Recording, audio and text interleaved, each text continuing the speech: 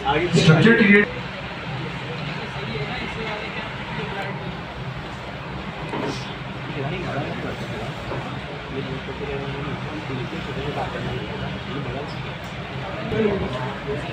अभी जा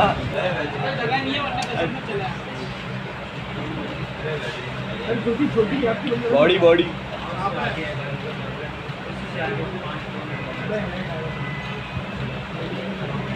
बॉडी आएगी ना। नहीं पता कि वो हमने फाइल कहाँ पर सेव की है, तो उसके लिए हम क्या काम कर सकते हैं? सर्च करेंगे, सर्च कर सकते हैं। अब यहाँ पर सही है, तुम यहाँ पर सर्च कर रहे हो, लेकिन सबसे बेस्ट वे जो है वो क्या है कि आप नीचे टाइप इनटू सर्च पे जाकर जो भी फाइल का नेम है वो आप सर्च करें, वो सी में टी में डेस्कटॉप में जहाँ पर जो भी वापस हो आगे बाय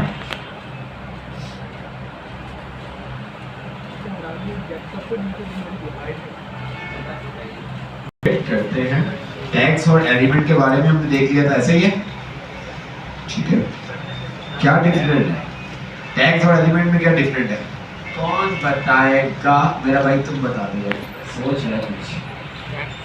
टैग जो है हमारा वो है टेक्स्ट, सबसे बड़ा चैप्टर भी आपका टेक्स्ट का है, बाकी तमाम चैप्टर बहुत छोटे से हैं। हर चैप्टर में 3 से 4 चीजें, बस टेक्स्ट का जो चैप्टर है वो थोड़ा सा लेंथी है, जिसके अंदर वो कह रहा है headings and paragraph, bold, italic, structure and semantic. अब यहाँ पर जो मेन चीज है हेडिंग, पैराग्राफ हमने आपको बता दिया, बोल्ड, इटैलिक के बारे में पता है, फिक्स के बारे में हम आपको बता देंगे। मेन चीज जो है समझने वाली वो है लास्ट, मेन चीज ये समझने वाली है स्ट्रक्चर मार्कअप कौन से होते हैं और स्नैपिंग मार्कअप कौन से होते हैं।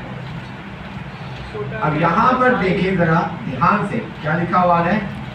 The element that you can use describe heading जो and describe paragraph। जैसे हेडिंग, पैराग्राफ, बोल्ड, इटैलिक, ये कौन से होते हैं आपके? Structure markup. अब आते हैं स्नैपिंग मार्कअप के ऊपर, तो यहाँ पर वो क्या कह रहा है? Which provide extra information. Snapping markup कौन से होंगे? जो आपके ब्राउज़र को एक्स्ट्रा इंफॉर्मेशन प्रोवाइड कर रहे होंगे, ठीक है। आगे फर्दर हम पढ़ेंगे भी कौन से ऐसे हैं जो स्नैपिंग मार्कअप और स्ट्रक्चर मार्कअप आपने पढ़ लिए, पैराग्राफ हो गया, हेडिंग्स वगैरह, ये आपके तमाम स्ट्रक्चर मार्कअप से। बोल्ड हो गया आपका, ठीक है।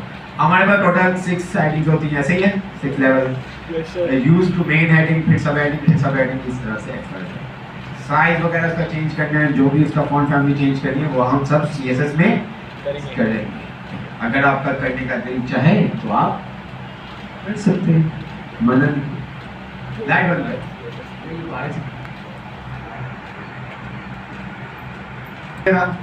ठीक है। पैराग्राफ का टैग P, ठीक है। अच्छा मुझे एक चीज बताओ, मैंने कहा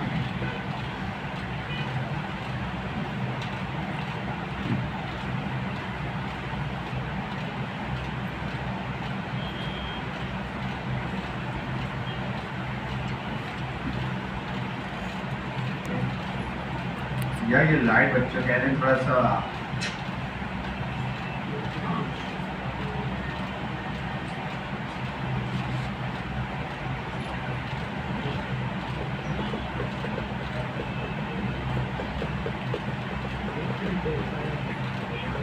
अच्छा ये मैंने कुछ लिखा, this is para 1, this is para 2, क्या लगता है दोनों सेम नजर आएंगे या चेंज होगा कुछ? सच चेंज होगा, सच चेंज होगा। क्या अगर आप किसी टेक्स्ट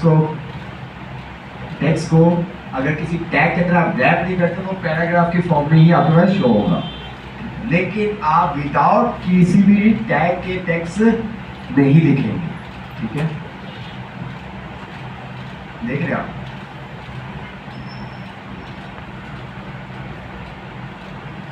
अब ऐसा नहीं कि पैराग्राफ लिखना, पैराग्राफ का टैग ना लगा, टैग आप लगाएंगे। अगर मैं एंटर कर दूं क्या होगा? कुछ भी नहीं, नेक्स्ट लाइन में आएगा? नहीं नहीं क्या? कैरेक्टर का स्पेस आएगा हैं? कह रहा है एक कैरेक्टर का स्पेस आएगा। देख लेते हैं भाई, कैरेक्टर का स्पेस तब आता जैसे कि यहाँ पर ये स्पेस आ रहा है, मैं एक और स्पेस दे के एंटर करता। अच्छा, अब अगर मैं एंटर स्पेस दे भी दूंगा ना, तुम्हें पता ही नहीं चलेगा क्योंकि आगे कोई टैक्स नहीं है। ही नहीं। ठीक है, ये लो एस किया,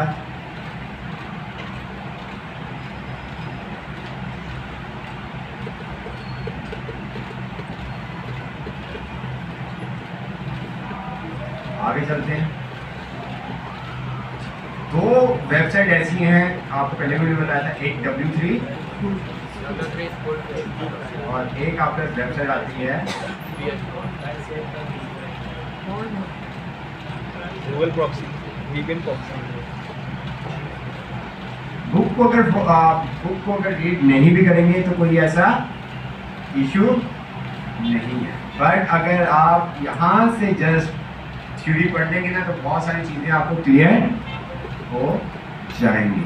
वही तमाम चीज़ें जो आपको बताई जाएगी वही चीज़ें मिलेंगी, कुछ पहले मिल जाएंगी, कुछ बाद में आपको मिल जाएगी। तो ये तमाम चीज़ें आपको, ठीक है, ये दो वेबसाइट बहुत अच्छी हैं जिनके थ्रू आप HTML को बहुत अच्छे से समझ सकते हैं। एलिमेंट्स के बारे में हमने देख लिया था लास्ट क्लास के अंदर। टैग नेम आता है, कंटेंट आता है और क्लोजिंग, ओपनिंग टैग, कंटेंट और क्लोजिंग टैग। ऐसे ही है, टैग्स और एलिमेंट के बारे में आपको क्लियर हो गया था। अब एक चीज जो पैराग्राफ के अंदर है वो भी आपको बताई थी कि अगर आप स्पेस देते तो वो क्या करता है, इग्नोर कर देता है, जस्ट एक स्पेस को वो कंसीडर करता है। ठीक है, और जो भी टैग आप लिखोगे वो न्यू लाइन में स्टार्ट होगा। ऐसा नहीं कि आगे नेक्स्ट साथ ही स्टार्ट होगा। पैराग्राफ का जब भी आप या H1 आप यूज करेंगे तो वो क्या होगा, नेक्स्ट लाइन से, न्यू लाइन से स्टार्ट होगा। बोल्ड देख लिया था हमने, इटैलिक देख लिया था, ऐसे ही है। बोल्ड के लिए हम क्या यूज करते हैं, बी, इटैलिक के लिए आई यूज करते हैं। उसके बाद थे हम सुपरस्क्रिप्ट और सबस्क्रिप्ट। यहीं पे हमने क्लास को अपनी वाइंड अप कर दिया था। अच्छा, ये सुपरस्क्रिप्ट और सबस्क्रिप्ट क्या होता है, नाम तो सुना होगा आपने। कोई ऐसा जिसने फर्स्ट टाइम नाम सुना हो सुपरस्क्रिप्ट और सबस्क्रिप्ट का? सुपरस्क्रिप्ट टेक्स्ट को हाईलाइट कर देता है, सबस्क्रिप्ट और मैं गारंटी के साथ कह सकता हूँ कि सबने यूज भी किया हुआ है, ये सबने केमिस्ट्री के अंदर भी यूज किया हुआ है, मैथ के अंदर भी यूज किया हुआ है। H1 मिलेगा x और मिलेगा 10 जी, क्या होगा, क्या इसी तरह से x10 लिखा हुआ आ जाएगा। x छोटा है तो इस वजह से थोड़ा सा आपको देखने में हमें थोड़ी तरह कर देना ताकि कोई डाउट ना। अब देख के पता चलेगा कि ये x की पावर 10 है, x10। तो उसको पावर में कन्वर्ट करने के लिए या कोई भी टेक्स्ट जो आपको टेक्स्ट लाइन के अबव स्मॉल लेटर चाहिए तो उसके लिए हम क्या करते हैं, सुपर स्क्रिप्ट यूज करते हैं। तो सुपर स्क्रिप्ट, अब यहाँ पर मैं क्या करूंगा, किसको मैं रैप करूंगा, x को या 10 को? 10 को। तो मैंने यहाँ पर कहा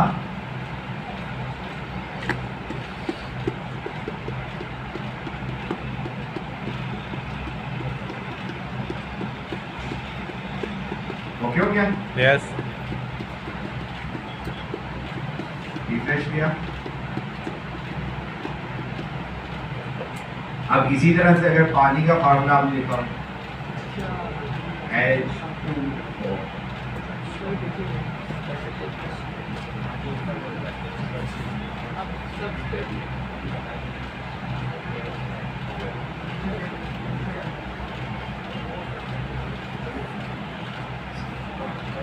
तो हमें क्या करना पड़ेगा, कहाँ पर लगाना होगा, 2, ठीक है। तो हमें क्या किसको रैप करना होगा, 2 को। तो यहाँ पर हम आए और हमने कहा S U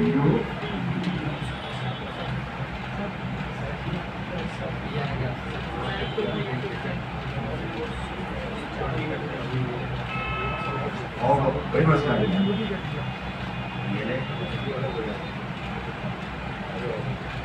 ओके हो गया।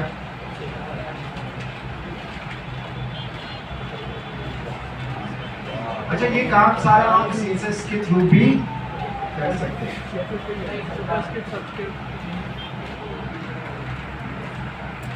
मीन्स के सुपरमैन, ठीक है।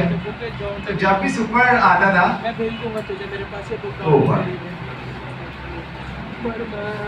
तो ये चीज याद करनी है आपने अपने लिए, वो आप किसी भी तरह की टर्म में आप याद, जब आपको याद होगा आप दूसरों को याद करेंगे, क्योंकि सब सुपर, जब आपका भी टेस्ट होगा तो आप में से भी कुछ ऐसे होंगे जो थोड़ा सा डाउट में आएंगे, यार ये क्या है, क्यों कैसा बात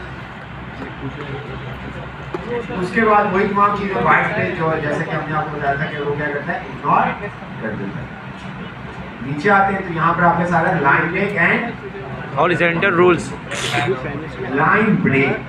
अगर आपने HTML में अपने टेक्स्ट को ब्रेक करना है, लाइन को ब्रेक करना है, तो उसके लिए हम क्या करते हैं, BR का टैग यूज करते हैं।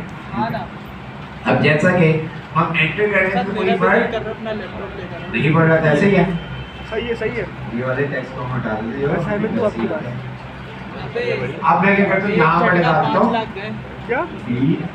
अभी लिया 5 लाख का अभी चला है, अब यहाँ पर ना अभी तो नहीं ला BR जो है नहीं ला रहा। वो आपका एम्प्टी एलिमेंट है, जिसको हम कहते हैं सेल्फ क्लोजिंग टैग, जिसको क्लोज करने की जरूरत नहीं होती।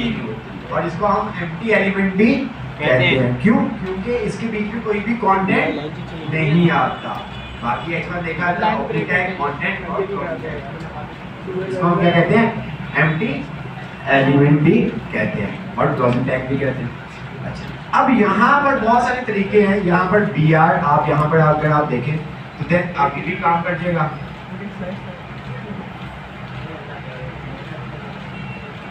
तो यहाँ पर ये देखिए अभी भी काम कर गया।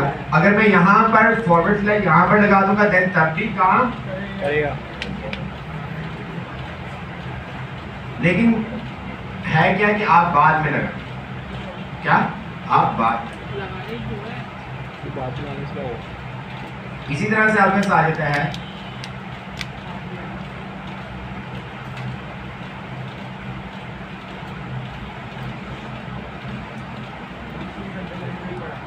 हॉरिजॉन्टल तो लाइन आ गई है। हॉरिजॉन्टल लाइन लगा देता है। क्या करते हैं, हॉरिजॉन्टल लाइन लगा देते हैं। जैसे कि अगर आपने CV वगैरह बनाई होगी तो आपको में भी याद होगा, आप बॉर्डर वगैरह वहाँ पर यूज करते होगे, ऐसे ही है। अब यहाँ पर अगर आपको अपने वेब पेज पे लाइन चाहिए तो HTML के थ्रू तो आप क्या करते हो, HR का यूज करते हो। तो मैं यहाँ पर आता हूँ, मैंने क्या किया, अब मुझे क्या करना है, अरसलान मुख्तार के नीचे एक लाइन चाहिए। एक होती है अंडरलाइन। अंडरलाइन क्या करता है, जितना टेक्स्ट होता है उसके नीचे आते हैं। अब हॉरिजॉन्टल लाइन क्या होगी, आपके पूरे वेब पेज पे आएगी, क्योंकि आपकी स्क्रीन का साइज होता है उसके ऊपर आएगी। तो मुझे क्या कहाँ पर लगाऊं, क्या अरसलान से पहले या अरसलान के बीच या मुख्तार के बाद, या स्टार्ट में भी लगाऊं और बाद में भी लगाऊं? स्टार्ट में जी, कहीं पे भी लगा दे भाई, लगा दे। हाँ जी, अरसलान के बाद हमें अरसलान मुख्तार, जैसे कि यहाँ पर लिखा हुआ है, इसके नीचे लाइन चाहिए, इसके नीचे लाइन।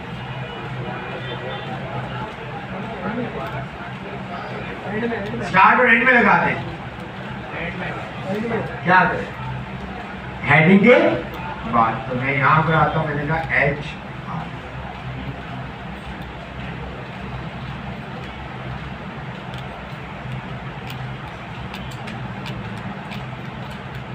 अब यहाँ पर आप देखो, मैं अगर यहाँ पर ये फॉरवर्ड स्लैश नहीं लगाता ना स्टार्टिंग में, अगर मैं इसको स्टार्टिंग में लगा देता हूँ, कोई फर्क नहीं पड़ेगा, ये भी साइज की होगी। ठीक है। लेकिन BR आपने देखा था काम कर रहे हैं। तो आप हमेशा जब भी आप सेल्फ क्लोजिंग टैग यूज करो तो कहाँ पर लगाएंगे आप, जो भी टैग नेम होगा उसके बाद। लगाना क्यों है? नहीं भी लगाएंगे तो कोई ऐसा इशू नहीं है, लगाएंगे तो अच्छी बात है।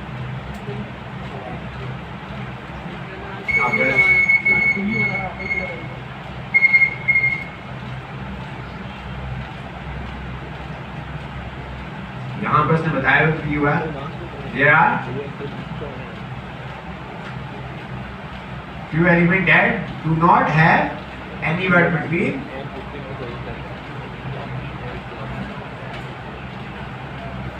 ठीक है, वो एम्प्टी एलिमेंट भी हम इसको कह रहे होते हैं।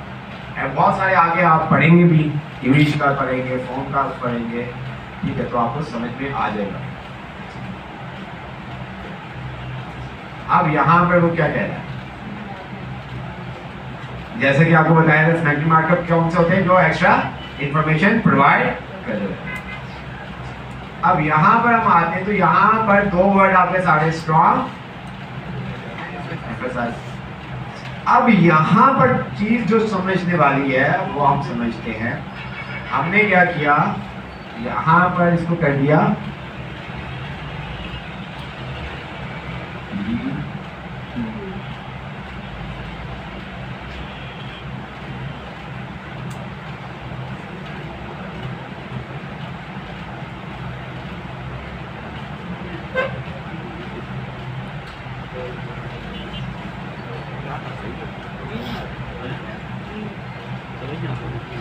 क्या किया मैंने इसको बॉल यहाँ से देखिए, इसी को मैं कॉपी करता हूँ, लेक्चर को भी फुल हम हटा देते हैं।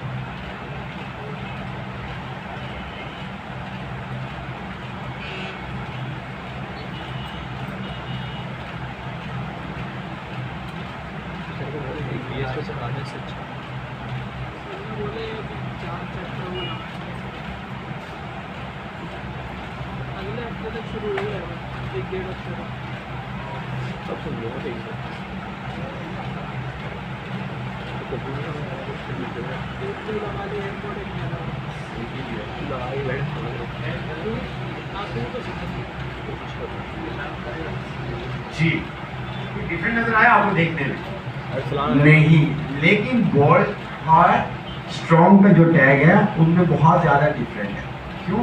बोल्ड जो है वो आपका क्या है, स्ट्रक्चर मार्कअप है, और जो आपका स्ट्रॉन्ग है वो सिमेट्रिक मार्कअप है। अब यहाँ पर डिफरेंट क्या आ जाता है कि यहाँ पर सिमेट्रिक मार्कअप क्या करते हैं, एक्स्ट्रा इंफॉर्मेशन प्रोवाइड कर रहे होते हैं। क्या एक्स्ट्रा इंफॉर्मेशन प्रोवाइड कर रहे होते हैं, स्क्रीन रीडर के लिए, एससीओ के लिए।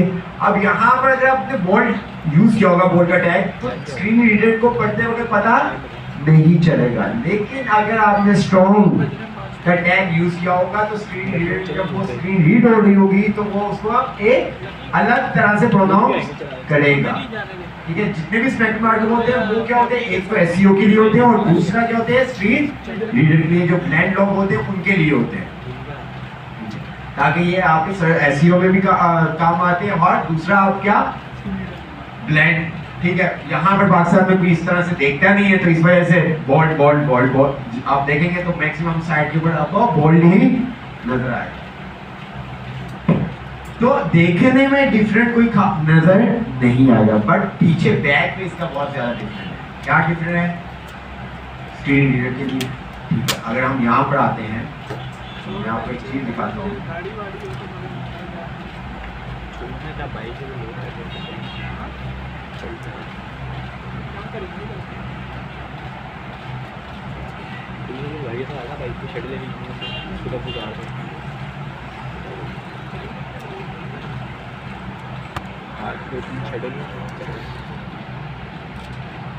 तो ट्यूशन भी जाना है, फिर हम खाने भी जाएंगे, लेट तो क्या है,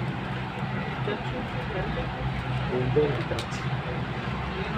के चक्कर में लौड़े पुलिस।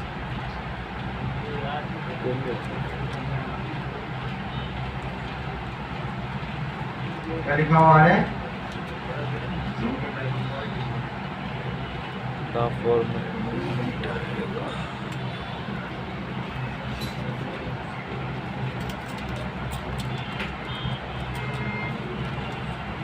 जी क्या लिखा हुआ है,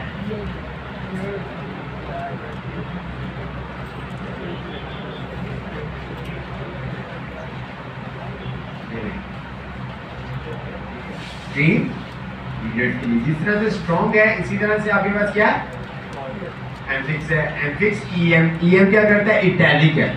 जिस तरह से आप आईडी का टैग यूज किया है इसी तरह से आपके पास ईएम का टैग है। ये सब जो स्मैकी मार्ट में होते हैं जैसे कि एक्स्ट्रा इंफॉर्मेशन प्रोवाइड कर होते हैं आपके ब्राउज़र में।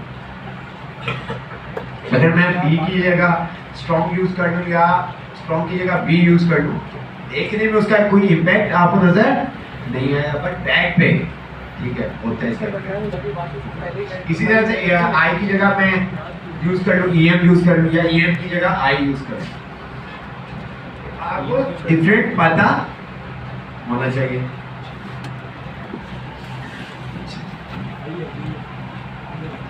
ईएम जिस तरह से इटैलिक है इसी तरह से आपके पास क्या ईएम।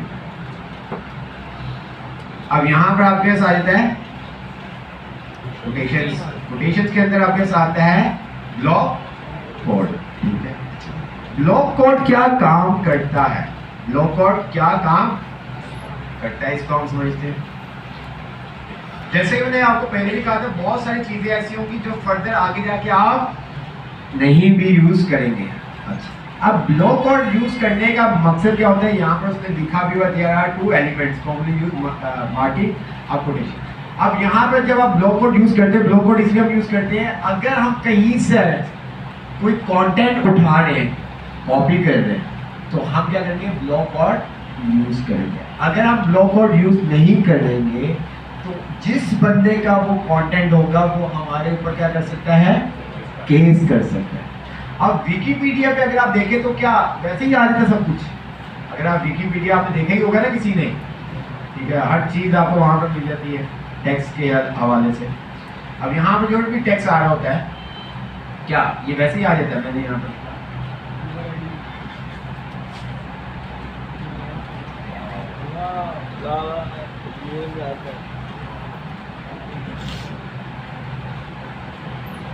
इमरान खान है कि ना जेल में, जिसमें थोड़ा सा टाइम लग रहा है, नजर नहीं आ रहा है गूगल वालों को।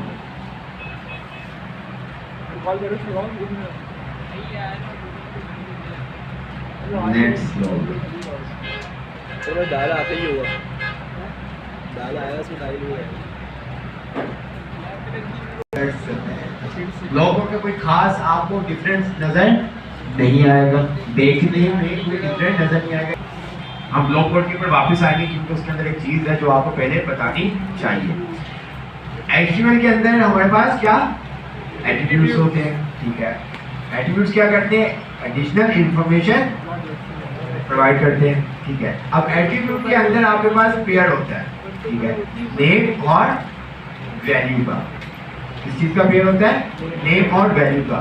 तो एट्रीब्यूट हमेशा आपके किस टैग में आएंगे, स्टार्टिंग टैग में, इसके ओपनिंग टैग के अंदर आएगा। जब भी आपने कोई भी एट्रीब्यूट पास करना होगा तो वो आपका स्टार्टिंग टैग के अंदर आएगा।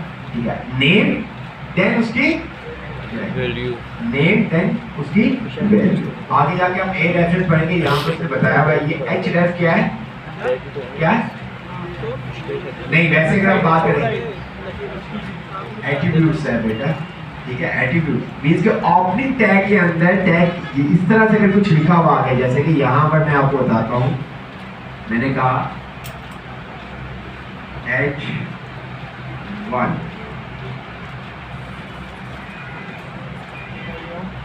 अब H1 के अंदर कुछ भी लिखा हुआ आ गया, जैसे कि href आ रहा था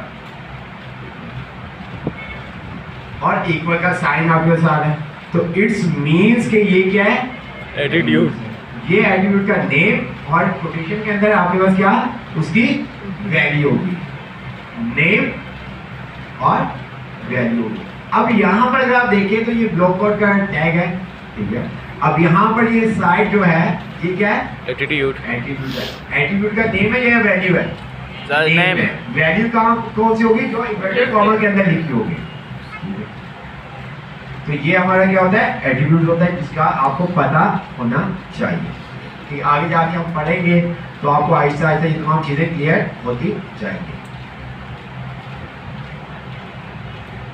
अब यहाँ पर ब्लॉक कोड के अंदर उन्होंने क्या किया हुआ है, साइड, ठीक है, साइड का एट्रीब्यूट यूज किया है, जिसके अंदर उन्होंने क्या किया हुआ, उसका लिख दिया हुआ कि ये हमने कंटेंट जो उठाया है कहाँ से उठाया है, विकिपीडिया से। अब यही टेक्स्ट मैं क्या करता हूँ, किया, रिफ्रेश किया, यहाँ पर आता हूँ, तो यहाँ पर कुछ लिखा हुआ है कि भाई इसने विकिपीडिया से उठाया, नहीं कुछ भी नहीं आ रहा। जस्ट जब आप ब्लॉक कोड का टैग यूज करते हैं वो थोड़ा सा फर्दर क्या करता है, आपको मार्जिन दे देता है यहाँ पर, बस जो टेक्स्ट आपका आ रहा है स्टार्टिंग से नहीं आएगा, थोड़ा सा डिस्टेंस के साथ आएगा, ठीक है। बाकी ब्लॉक कोड वाला जो काम है, एट्रीब्यूट का काम है, वो कैसे पता चलता है, जैसे कि फॉर एग्जांपल यार ये तो मैंने सॉन्ग है या ये तो मैंने लिखा था आर्टिकल, तो इसने अपनी वेबसाइट पे कैसे लगा दिया।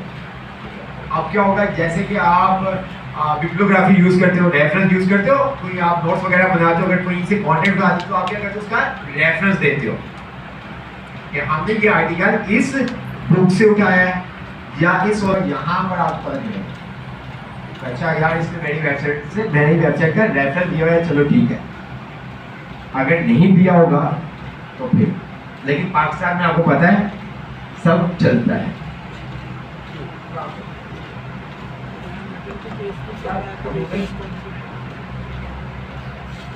क्या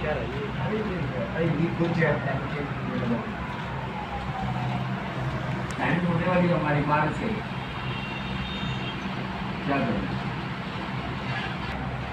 ये आपको पैराग्राफ की शक्ल में देख रहे हैं आप,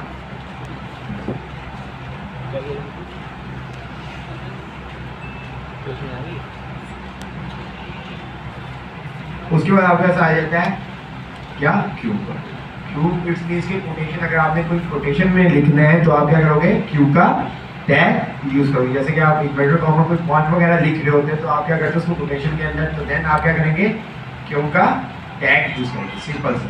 मैं यहाँ पर आता हूँ, मैंने यहाँ पर क्या किया,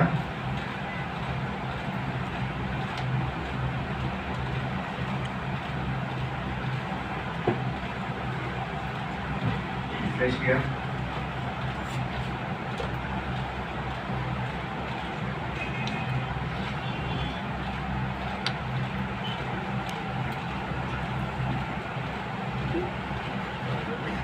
चलो अंदर सालों बैठे।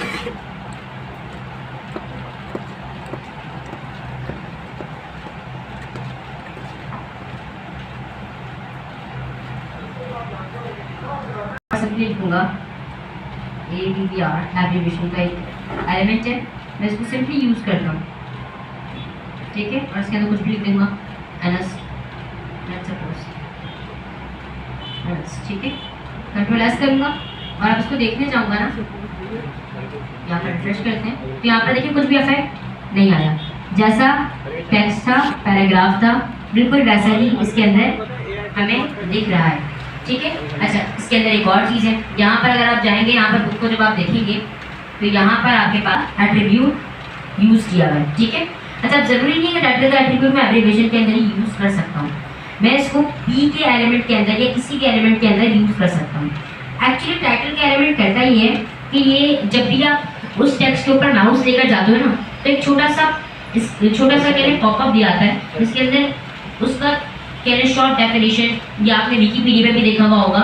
मगर अगर यहाँ पर आपको दिखाऊँ विकिपीडिया का चल रहा है, तो यहाँ पर मैं अगर रिफ्रेश करके इसको दिखाऊँ, इसके अंदर कुछ सर्च करते तो आई थिंक सो नेट बहुत स्लो चल रहा है, तो मैं आपको एग्जाम्पल ही दिखा देता हूँ उसमें, ओके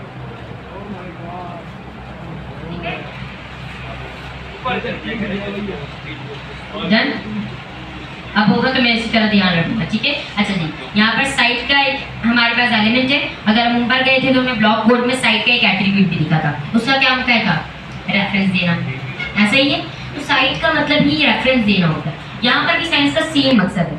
यहाँ पर क्या है इसका मकसद कि भाई अगर आप अपने टेक्स्ट में किसी चीज़ का रेफरेंस दे रहे हो, लेट्स सपोज मैं दे रहा हूँ भाई the great wall of China is present in China, ठीक है।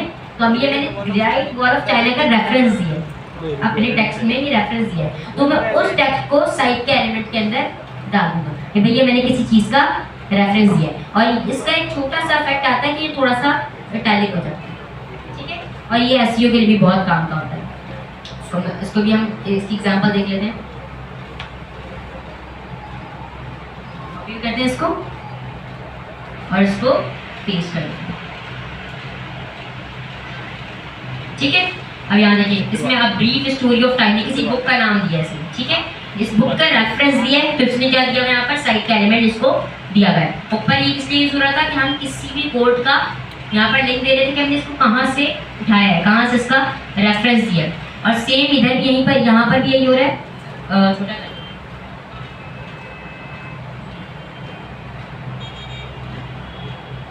अब यहाँ पर आप देखिए, अब यहाँ पर साइट के एट्रीब्यूट में हमने क्या दिया है, यहाँ पर लेट्स सपोज मैं यहाँ पर दे देता हूँ ग्रेट वॉल ऑफ चाइना, या मैंने एक इमारत की कह लें कि मैंने उसका रेफरेंस दिया है इसको, ग्रेट वॉल ऑफ चाइना, ठीक है। चलो ठीक है, तो ये मैंने इसका रेफरेंस दिया, तो मैंने साइट का एलिमेंट लगा दिया। इसके बाद हमारे पास होता है DFN, डेफिनेशन। डेफिनेशन भी कहने एसईओ के लिए यूज होता है कि आपने देखा होगा कि आप ब्लॉक, अगर आप गूगल पे कोई भी डेफिनेशन सर्च करते हैं कि भाई what is block code, what is this, what is this, what is this, तो वो उस वेबसाइट में से ही, वो पूरी वेबसाइट उसके हवाले से नहीं होती, मगर वो एक पेज उसके हवाले से होता है, उसी को वो वहाँ पर ले आता है। ऐसे ये DFN क्या करता है, ये डेफिनेशन के रेफरेंस के लिए होता है। अब यहाँ पर अगर आप देखें, यहाँ पर किसकी डेफिनेशन बताई गई है, ब्लैक होल, तो यहाँ पर किसका रेफरेंस दिया गया है कि भाई ब्लैक होल की बताई गई है, तो हम DFN में ब्लैक होल लिख देंगे। तो ये टैग गूगल को और हमारे जो स्क्रीन रीडर है उसको समझ में आ जाएगा कि ये चीज़ इसकी डेफिनेशन दी हुई है, हमने यहाँ पर ब्लैक होल की डेफिनेशन दी हुई है। तो फिर इसको ये जब भी हम कोई भी बंदा सर्च करेगा व्हाट इज ब्लैक होल, तो ये कोशिश करेगा कि हमारी वेबसाइट को ऊपर से ऊपर ले, ठीक है। ये एसईओ के लिए यूज होता है। अच्छा जी, यहाँ पर हम सिंपली इसको कॉपी करते हैं। अभी कुछ ऐसे एलिमेंट्स आ रहे हैं कि कुछ ऐसे एलिमेंट्स आ रहे हैं जो कि आपकी वेबसाइट को अच्छा बना सकते हैं, ठीक है। आपकी वेबसाइट की जो प्रेजेंटेशन है उसे अच्छा बना सकते हैं, जैसे ब्लॉक कोड हो गया, साइट का एब्रिविएशन का हो गया, ठीक है। इसके अलावा हमारे पास अभी DFN का भी आ रहा है, ठीक है। अब यहाँ पर DFN का देख सकते हैं, यहाँ पर बताया गया कि भाई ब्लैक होल की डेफिनेशन है, तो यहाँ पर हमने DFN के अंदर क्या डाल दिया, ब्लैक होल, तो भैया इसकी डेफिनेशन है। अगर मैं नाउन की देख रहा हूँ तो यहाँ पर मैं किसका नाम दे दूंगा अंदर, नाउन का।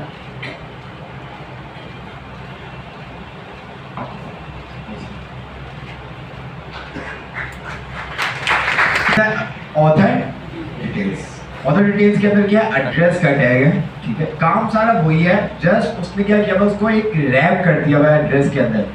ये तमाम जो है आपके पास एड्रेस है, ये भी आपका एक किस्म का स्पेक्टिव मार्कअप होता है, ठीक है, जो एसईओ वगैरह के लिए काम आता है। एड्रेस आ गया, एड्रेस के अंदर आपके पास क्या आ गया, पी का टैग आ गया। इसको भी आप छोड़ दें, क्या चीज़ है ए, इसको आप छोड़ दें, क्या चीज़ है, उसका कोई मसला नहीं है। आगे फर्दर हम जब जाएंगे तो आपको पता चल जाएगा कि ये ए क्या काम करता है, ए किस बिला का नाम है। तो एड्रेस, जो भी आपने किसी भी वेबसाइट का एड्रेस दे रहे होते हैं या कोई भी आप एड्रेस मेंशन कर रहे हैं, तो वहाँ पर आप क्या करेंगे, उस एड्रेस को एड्रेस के टैग के अंदर रैप करेंगे। क्या करेंगे, एड्रेस के टैग के अंदर उसको रैप करेंगे। उसका क्या होगा, जस्ट वो इटैलिक में कर देंगे। ये देखिए, browser option display the content of the address element in italics. अब ऐसा नहीं कि आप खुद इसको आई कर दें, ठीक है, ऐसा नहीं है, क्योंकि हर टैग का एक स्पेसिफिक मीनिंग है, ठीक है, जो आपके ब्राउजर को बताना होता है। तो ये तमाम चीजें हैं। अब आते हैं हम यहाँ पर चेंज टू कंटेंट। अब यहाँ पर आपके साथ होता है इंसर्ट और डिलीट। जिस तरह से आजकल बड़ा इसका काम बहुत ज्यादा है, इंसर्ट और डिलीट का बहुत ज्यादा काम है, इंसर्ट डिलीट का। पता है आप लोगों को? नहीं जी, एक ये जी बेटा,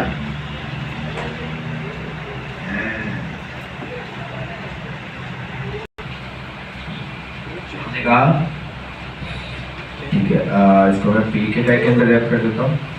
मैंने कहा वाज 750,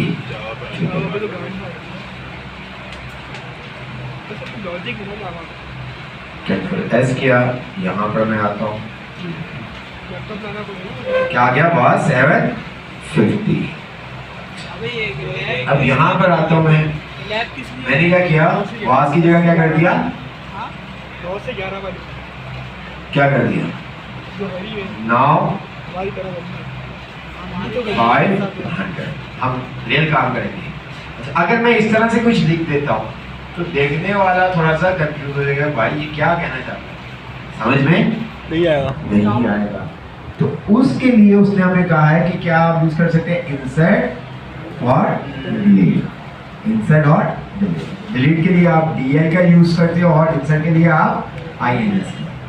अब यहाँ पर मैं क्या करूंगा, इसको क्या करूंगा, इंसर्ट करूंगा या डिलीट करूंगा, यहाँ पर हम इसको डिलीट करेंगे DEL, और इसी तरह से मैं यहाँ पर आ गया DEL।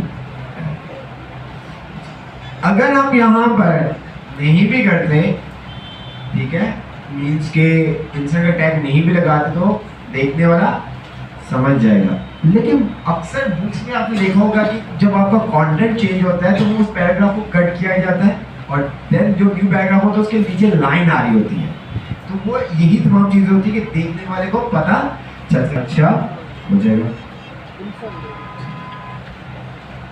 ये सब आपके एक किस्म के स्पेक्ट्रम मार्कअप की तरह होते हैं जो आपके काम,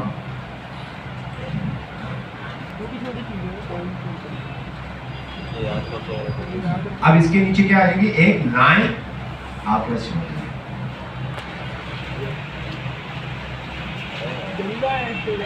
वो हम एक किस्म का स्ट्राइक थ्रो जिस तरह से सेंटर में लाइन लगा देता है, ठीक है। इनसाइड ने क्या किया, यहाँ पर आप देखें तो उसने भी यहाँ पर वही काम किया, ठीक है। अब इंसर्ट डिलीट का टैग यूज करने की बजाय आप क्या कर सकते हो, ओनली एस का टैग यूज कर सकते हो, स्ट्राइक थ्रो, जिसको हम स्ट्राइक थ्रो, अगर किसी टेक्स्ट को कट आउट करने हैं, स्ट्राइक थ्रो तो आपने पढ़ा होगा ना वर्ड के अंदर, आपके पास व्हाट्सएप के अंदर भी आ रहा होता है, जैसे कि बोल्ड इटैलिक स्ट्राइक थ्रो आपके साथ, तो क्या करता है आपके टेक्स्ट की लाइन, टेक्स्ट के ऊपर एक लाइन अपीयर कर देता है, वही काम यहाँ पर। अब यहाँ पर ये कहाँ पर यूज हो सकते हैं, कोई हमें बताएगा, थोड़ा सा हिंट दे, ये इंसर्ट डिलीट एस कहाँ पर हम यूज,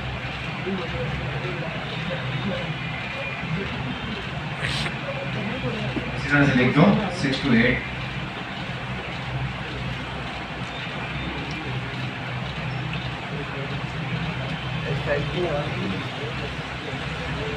अब देखने वाले को पता है कि भाई हमारे पास यहाँ पर कितनी टाइमिंग्स है, 3 टाइमिंग्स, ऐसे ही है 9 to 11, 2 to 4 और 6 to 8। 9 to 1 वाली स्लॉट क्या हो गई है, कंप्लीट हो गई। हम ये मैं इसको क्या कर देता हूँ,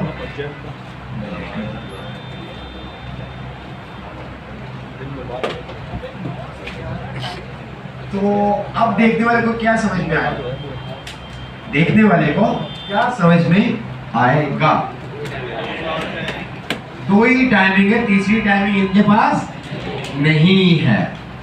तो फिर उसको बताने के लिए भाई ये वाली टाइमिंग फुल हो चुकी है, ये 2 टाइमिंग बची है, ये 2 टाइमिंग बची है, उसको डिलीट करने से बेहतर ये है कि आप उसको क्या करो, स्ट्राइक थ्रो कर दो, ठीक है, एस का टैग यूज करो, ठीक है। वापस देख लो, उसको एस के अंदर ऐड कर दो, एस के टैग के अंदर, ई के अंदर,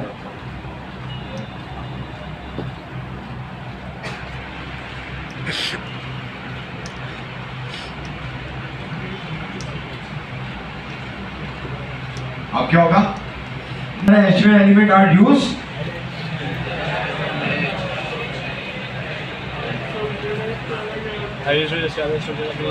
स्ट्रक्चर मार्कअप के बारे में भी आपको पता चल गया और सिमेट्रिक मार्कअप के बारे में भी आपको पता चल गया। अच्छा, इस चैप्टर के अंदर में आपको जो काम की चीज है ना, वो क्या क्या काम की चीज है, हेडिंग्स आ गई आपके पास, पैराग्राफ आ गए और इंसर्ट डिलीट आ गया और एड्रेस आ गया।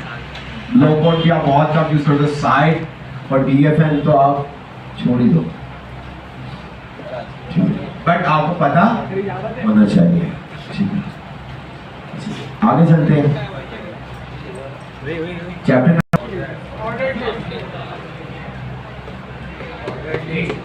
नंबर लिस्ट, नंबर ठीक है, जहां पर कोई चीज आपको सीक्वेंस में रिप्रेजेंट करनी हो, ठीक है, जहां पर आपको कोई इंस्ट्रक्शंस देनी हो, तो वहां पर हम क्या करते हैं, फिर नंबर लिस्ट यूज करते हैं। नंबर लिस्ट इस मींस के ऑर्डर लिस्ट, और दूसरे हमारे पास आ जाती है बुलेट लिस्ट, और इसको हम क्या कहते हैं, अनऑर्डर्ड लिस्ट। और थर्ड हमारे पास आ जाती है डेफिनेशन लिस्ट। डेफिनेशन लिस्ट किसी चीज को अगर आप डिफाइन कर रहे हैं, जैसे कि आपने HTML को डिस्क्राइब करना है, CSS के बारे में आपने लिखना है, तो फिर हम क्या करते हैं, डेफिनेशन लिस्ट यूज करते हैं। आगे पीछे है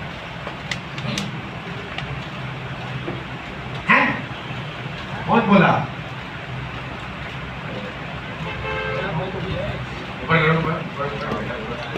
ऑर्डर लिस्ट, जैसे कि नाम से आपको पता चल गया ऑर्डर लिस्ट, तो ऑर्डर का O और लिस्ट का L। तो OL क्या करता है, आपके ऑर्डर लिस्ट को रिप्रेजेंट कर रहे होते हैं। हर जो भी आप लिस्ट बनाओगे उसको या तो ऑर्डर लिस्ट में आप असाइन करोगे या तो अनऑर्डर लिस्ट में, तो उसके अंदर फिर आपके पास क्या होगी, लिस्ट आएगी। जिस तरह से अभी कहती है बेटा ये ले आओ, और लिस्ट महीने के आखिर में बढ़ा दी, या भाई ग्रोसरी करो, ये लेके आना है, ठीक है। अब आपके ऊपर होता है, कोई तो सर्कल बना देता है, कोई नंबर लिख देता है, ठीक है, ये वाली चीज लास्ट में लेके नीचे वो ऊपर लिख देते हैं, ठीक है, 100 का। तो यहाँ पर भी क्या, order list, the order list is a create with the OL element. OL element है तो ऑर्डर लिस्ट, और उसके अंदर आपके जितनी भी लिस्ट होगी, ठीक है, आटा चीनी की, वो LI में आप लिखेंगे। वो किस में लिखेंगे, LI में लिखेंगे। जरा आ जाओ, 4-5 नाम लिख दो।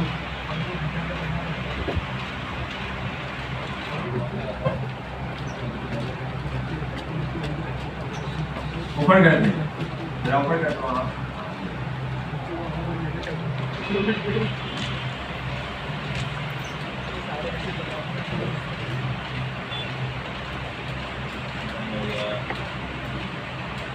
यार बस करो, खत्म करो,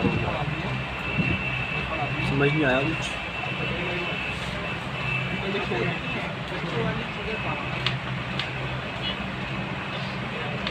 नैप बार बनाते हो उसमें यही तो यूज होता है, बस में UL यूज करते हैं क्योंकि हमें उसका नंबर भी चाहिए होता है, बुलेट चाहिए। मैं कुछ तो नहीं खा रही है, दूसरा तो क्या है, कुछ नहीं सुना है। अब क्या, OL क्या है, ऑर्डर, LI क्या है, लिस्ट आइटम। LI क्या होती है, लिस्ट आइटम।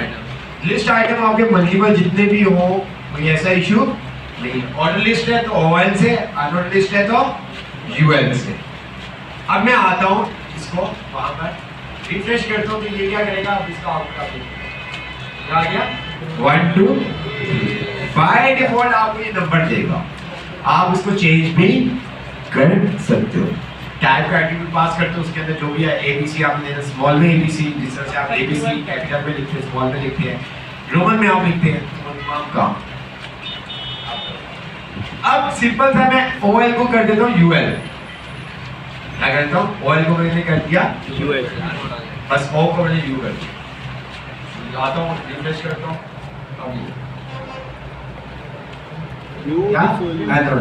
अनऑर्डर लिस्ट के अंदर बाय डिफॉल्ट जो आपके पास आएगा वो क्या आएगा, सर्कल आएगा। इसको आप चेंज भी कर सकते हो। अब चेंज करने के लिए आप टाइप यूज करते हो और उसकी टाइप उसको बता देते हो। मैं यहाँ पर आपको दिखाता हूँ, यहाँ उसने आपको बताया भी हुआ है, ठीक है, group set is related list item, ठीक है। अब यहाँ पर अनऑर्डर लिस्ट UL टैग, ठीक है, each list item start with LI, ठीक है, जो भी आपने आइटम लिखने हैं वो आप LI, ठीक है। जैसे यहाँ पर उसने क्या किया, कॉफी, टी, मिल्क, आप जाते हो रेस्टोरेंट में, वहाँ पे मेन्यूज होते हैं, बारबेक्यू, फिर सर्कल बने हुए आ रहे होते हैं, बारबेक्यू में XYZ, ठीक है, फिर पिज़्ज़ा की डिफरेंट कैटेगरीज। तो इस तरह से ये आप काम कर सकते हैं।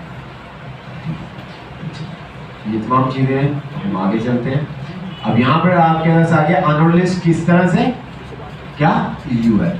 The list item will be marked with bullets, small black circle। By default जो होगा वो सर्कल आएगा। आप इसको चेंज कर सकते हैं।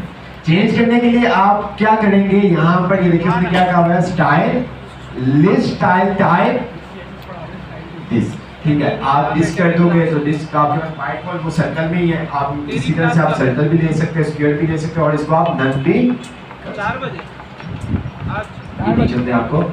अगर मैं यहाँ पर आता हूँ, ये देखिए वो 4 बजे क्लास है यार कोचिंग की। पहले कितने बजे? हाँ तो 8 बजे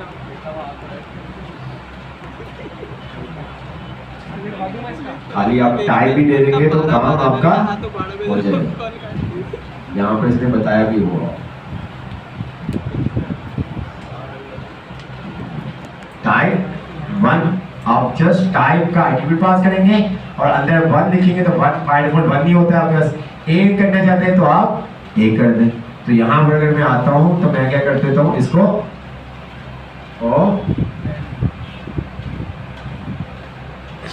अब मैं क्या करूंगा यहाँ पर टाइप का एट्रीब्यूट पास करूंगा।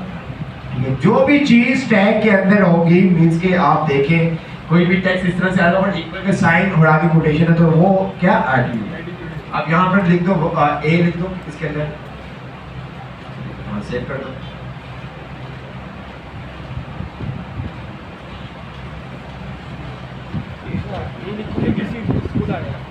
आगे चलते हैं। अब ये काम ऑर्डर लिस्ट और अनऑर्डर लिस्ट हम कहाँ पर यूज कर सकते हैं, कोई एक आदि और एग्जांपल हो जानी चाहिए। तो कहा था यहाँ पर क्या कह रहा है, definition is create with the DL element and use the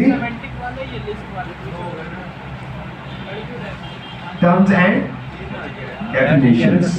ठीक है, DL क्या होता है, डेफिनेशन, टर्म्स। अब यहाँ पर अगर आप देखें तो आप DL, DT और DD आ रहा है। ठीक है, अब DT क्या होता है, डेफिनेशन टर्म। ठीक है, जैसे कि मुझे HTML के बारे में कुछ एक्सप्लेन करना है। ठीक है, DL का टैग और DL के टैग के अंदर मैं DT में क्या लिखूंगा, HTML, और फिर मैं डिस्क्राइब जो करूंगा वो DT में करूंगा। जैसे कि मुझे बायो के बारे में डिस्क्राइब करना है या कंप्यूटर के बारे में डिस्क्राइब करना है, एक्सप्लेन करना है, तो उसके लिए फिर हम क्या करते हैं, डेफिनेशन लिस्ट यूज करते हैं, DL, DT और DD। ठीक है, डेफिनेशन लिस्ट के लिए DL आप यूज करोगे। तब में कोई जैसे कंप्यूटर है, मोबाइल है, बायो है, HTML है, किसी भी टॉपिक के ऊपर आप उसको डिस्क्राइब कर रहे हैं तो उसके लिए आप DT और डिस्क्राइब करने के लिए आप DD। ठीक है, टर्म के लिए आप DT और डिस्क्राइब के लिए आप DD। उसके बाद आपके साथ है नेस्टेड लिस्ट, उसका चैप्टर खत्म हो जाएगा, फिर बातें करेंगे। नेस्टेड लिस्ट, नेस्टेड का मतलब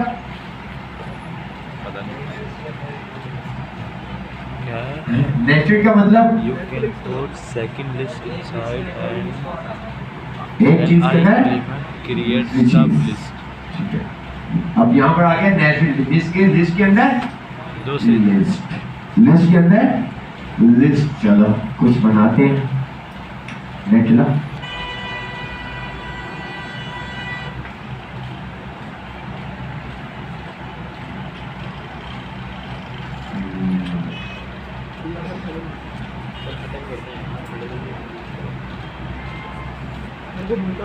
ORDER order list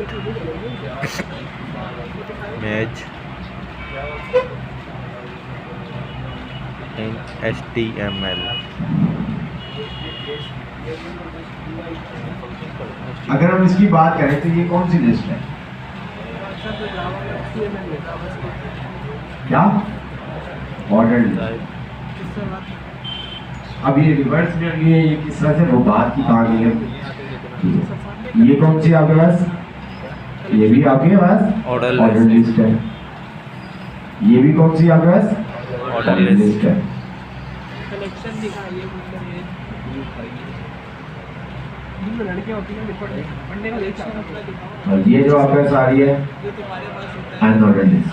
ठीक है, मोबाइल ऑपरेटिंग सिस्टम के बारे में बता रही है, के बारे में बता रही है। अब इसी तरह से आपके साथ है नेस्टेड लिस्ट, मींस के लिस्ट के अंदर लिस्ट, तो वो आपको हम दिखाते हैं।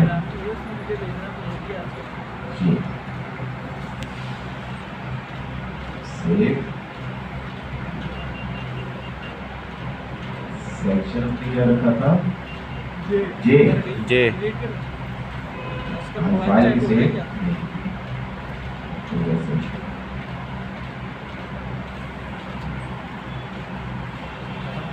जी बस आगे नेस्टेड मीन्स के लिस्ट के अंदर लिस्ट। अब ये आपने लिस्ट बनानी है। क्या बनानी है? ये लिस्ट आपने बनानी। वो 4 बच्चे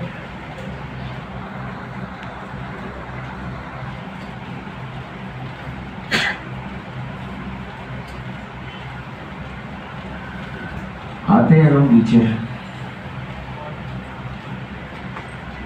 तो जी क्या करें? सबसे पहले क्या काम करें? ऑर्डर लिस्ट और लिखो। अब एल आई फिर उसके अंदर दोबारा ये हमने क्लोज कर दिया। अब क्या करेंगे? LI क्या? LI लिखेंगे। और LI के अंदर क्या लिखेंगे? कॉफी। एल आई 1 फिर दोबारा एल आई और फिर एल आई ऑर्डर OL इसी के अंदर OL मीन्स कि LI के बाद OL लेंगे, कॉफी के बाद OL लेंगे।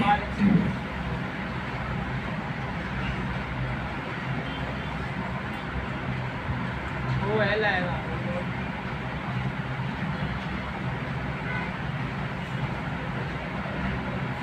LI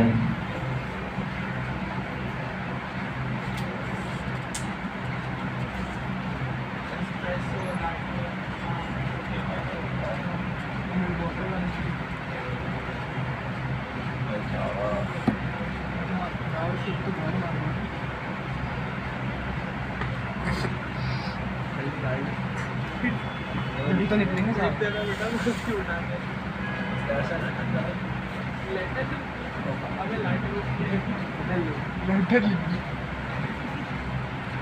आग लग गया अबे एल लग गए ठीक हो गया? लग गए अब यहाँ पर जब भी आप नेचुरल लिस्ट यूज करेंगे, जैसे कि यहाँ पर अगर आप देखें तो आपके पास क्या आ गया?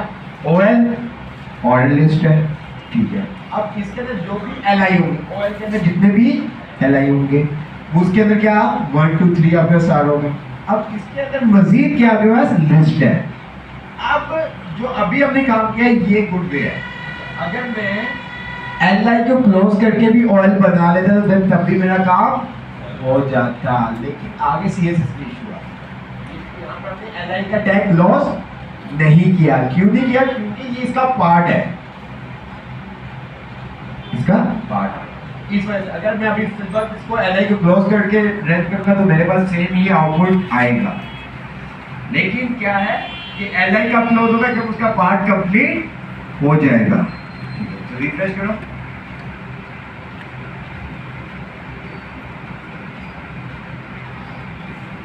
देखा आपने?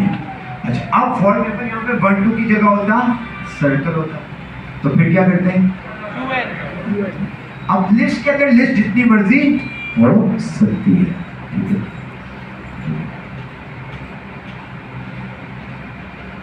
बात देखा आपने? अगर हम यहाँ पर ये काम कर देते हैं कि LI को मैंने यहाँ से और यहाँ पर आके इसको मैंने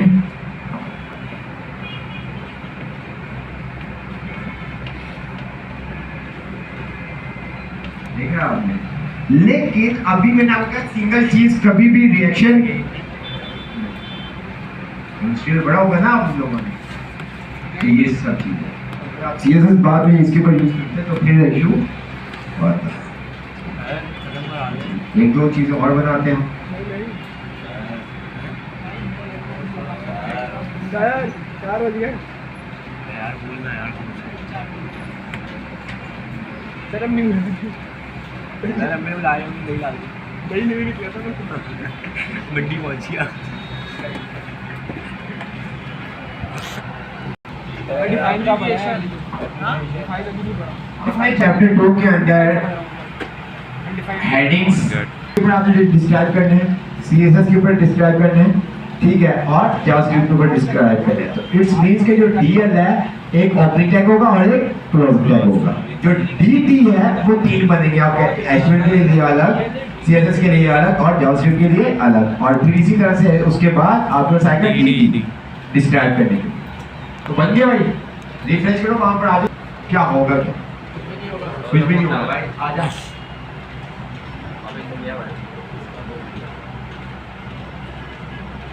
सर को तो शुरू से दिखाते हैं यार। क्या हुआ? नहीं हुआ। सर को वही पूरा शुरू से दिखाते हैं A to Z। तो ये चीजें आपको पता होनी चाहिए। जब आप काम करेंगे तो आपके पास कुछ इस तरह से इंटरफेस आएगा और आपने क्या करना है, यहाँ पर अकाउंट क्रिएट करना है। अकाउंट क्रिएट करने के लिए आप क्या करेंगे, ठीक है, क्लिक करो। अब यहाँ पर क्या है, वेलकम टू github.com और यहाँ पर क्या करेंगे आप, एंटर योर ईमेल, जो भी आपका ईमेल है जीमेल का, वो आप यहाँ पर क्या कर देंगे, टाइप करेंगे। अब इसको वो कर देना, क्यों मना कर दिया, क्योंकि वो ऑलरेडी इस ईमेल से रजिस्टर्ड है। ऐसा नाम स्पेलिंग आगे पीछे कर दो बेटा।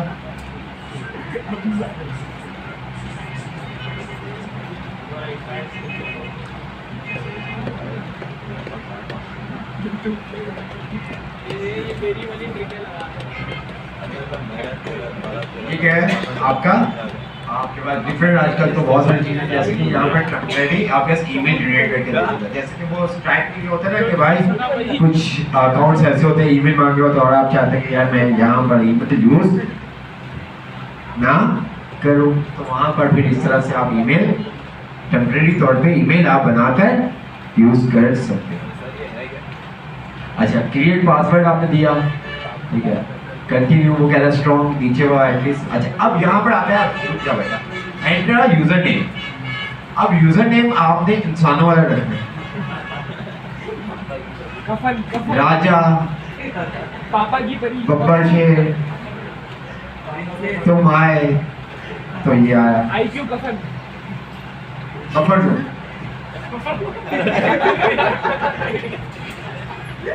तो भाई जो आपका यूजर नेम है वो ऑथेंटिक होना चाहिए ताकि पता चले, क्योंकि आगे चल के आप जब काम करेंगे कहीं पर भी आप गिटहब का लिंक भेजेंगे तो वहाँ पर यूजर नेम आपका काम करेगा। ठीक है, आप क्या करते हो, ईमेल बनाते वक्त मेरी सोचते हैं भाई ईमेल हम क्या बनाते हो, रिजवान 2467 123, रिजवान स्वीट, रिजवान पापा का परा, रिजवान पापा है ना, ऐसा नाम नहीं रखना भाई। अब किसी को आप बताओ रिजवान पापा के नाम से सर्च कर लो, ओके भाई ये क्या सीन है। अब वो नाम समझ में आते हैं टिकटॉक स्नैपचैट वगैरह के अंदर। रिजवान पापा का परा। तो इससे आगे आप खुद कंटिन्यू करेंगे, ठीक है, क्योंकि इससे आगे एक चीज है तो देखेंगे, फिर देखते हैं नेक्स्ट क्लास में किसकी हंसी निकलती है। क्यों भाई, नहीं यार हंसना ही चाहिए, हंसना चाहिए, ऐसा इशू नहीं है। ठीक है, करके देखिएगा, कंप्लीट भी करके आपको दिखा सकता हूँ, लेकिन कुछ चीजें आपको खुद करनी चाहिए। एक तो ये आपने अकाउंट बना के आना है, तो प्लीज खुदा के लिए अकाउंट बनाने के साथ साथ जो पासवर्ड आप टाइप करें और जो यूजर नेम आप टाइप करें तो वो आपको याद भी होना चाहिए। ठीक है, अब ऐसा नहीं अकाउंट क्रिएट, सर आपने अकाउंट क्रिएट करने का कहा था, उसमें पता नहीं क्या पासवर्ड लिखा था आपने,